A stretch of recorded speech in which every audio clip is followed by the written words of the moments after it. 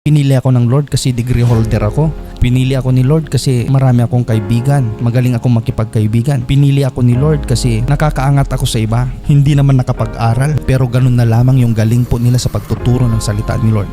Pag tinawag tayo ni Lord dahil tayo po ay magaling at matalino, maaring tayo po yung ma-recognize at hindi po siya. Majority ng tinawag ng Diyos ay mga hindi kilala, mga nasa baba, mga hamak, mga walang kakayanan. Dumadating po tayo mga kapatid sa point ng buhay po natin na kinu-question po natin kung totoo ba na tinawag ako ni Lord. Kasi mahina ako wala akong alam, wala akong pinag-aralan, makasalanan ako, marumi ako, hindi ako kaaya-aya sa harapan ng tao at sa harapan ng Diyos. Sometimes po sumasagi po sa isipan po natin yan. At alam mo ba kapatid, na yan ay isang good attitude or good sign na ikaw talaga yung pinili ni Lord. Alam mo kung bakit? Kasi hindi naman talaga nagbe-base ang Lord sa kaya mong gawin. Yung pag-question mo sa abilidad mo,